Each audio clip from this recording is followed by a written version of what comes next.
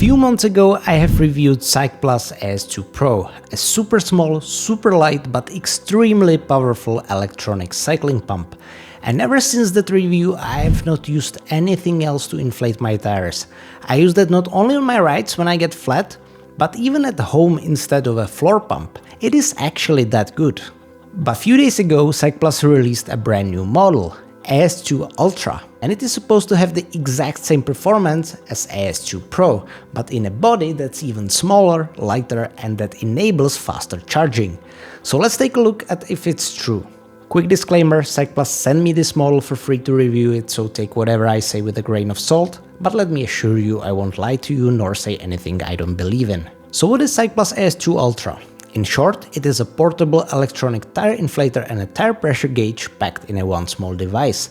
And that's basically it. In this regard, it works exactly the same as the AS2 Pro. The difference is mainly in size. On screen I will show you the comparison not only to AS2 Pro but to different household items as well. And in weight.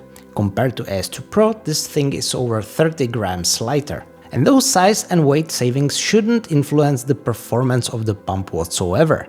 And that is a claim that I will subject to the test. But first, let's take a look at what you get in the package. You of course get the pump itself, a silicone case that adds a little bit of a protection, different connectors that allow you to pump not only Presta valves but also Schrader valves and even things like basketballs and soccer balls, a USB-C to USB-C cable, a splash-proof pouch, and a manual. As for the build quality, it's excellent. The pump is made from magnesium alloy and despite its weight, it feels extremely solid. Nothing is squeaking, moving, or in any way disrupting your usage of the device.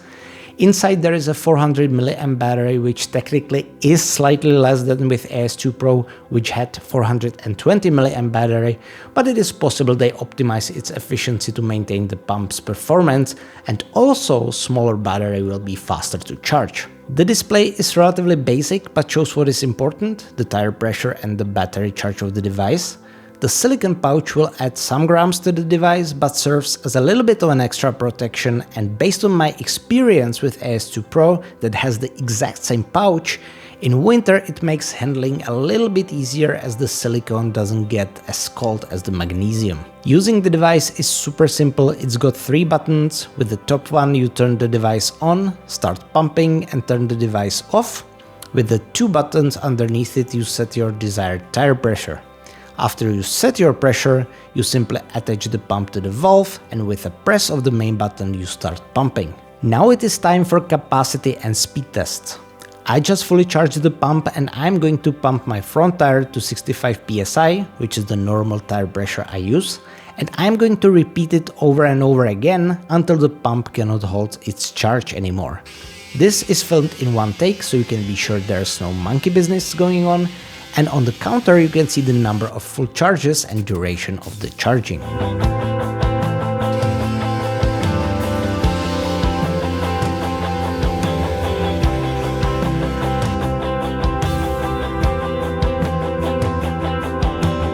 As you can see, when pumping up the tires back to back, I eventually had to wrap the pump in a paper towel and later take my cycling glove because the device got insanely hot and uncomfortable to hold. I need to emphasize though that this isn't a situation that you are going to encounter with normal usage, and during the first inflation it wasn't hot at all. In the end I managed to get 3.5 inflations of my 28mm tires, which is exactly the same as with AS2 Pro, so in this regard their claim is perfectly justified. The next thing is the noise. I do not have professional sound meter, but I'm going to show you the noise app on my Apple Watch while the device is in use so you can have an idea in what situations you can use it.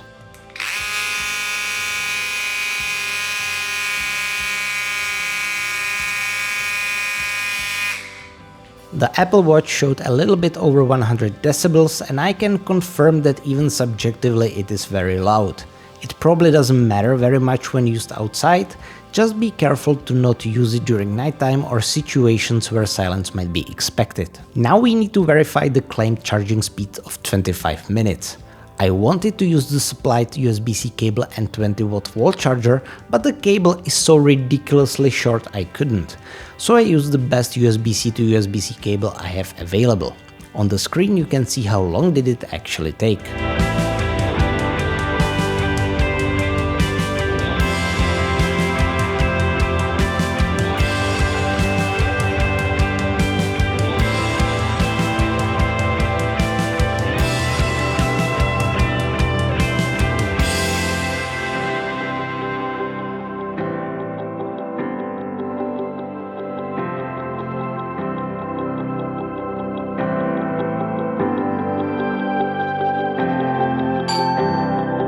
AS2 Ultra charged from 0 to full in a little over 16 minutes, well under their claimed 25 minutes. That's honestly pretty damn impressive and is a big improvement over AS2 Pro. The final thing we need to mention is the price. This device costs $119 and that is a lot for a device that basically just pumps your tires. You are paying premium for the size and convenience. The device is fantastic, but whether or not that price is acceptable for you is something that you need to decide yourself. To make it a little bit easier for you though, I've got a discount code for you that is good for anything in Cycplus store, not just the pump, so even the trainers, cycling computers and other things. And if you do use my code, not only you get the discount, but I get a little bit of a commission too, so by purchasing using my code, you support this channel as well. Last but not least, should you upgrade if you already have AS2 Pro? Honestly, I don't think so. Both devices are basically the same and you would be paying just for the weight and size reduction. If you do not have electronic pump and are wondering what model to go for and you have either road bike or gravel bike, I'd say go all the way for the new AS2 Ultra. If you have a mountain bike, I'd rather choose the larger and more powerful model, which is called AS2 Max. Thank you guys for watching. If you decide to get this pump, don't forget to use the discount code ROAD2A, and if you want to see my test of the AS2 Pro, you can watch it right here.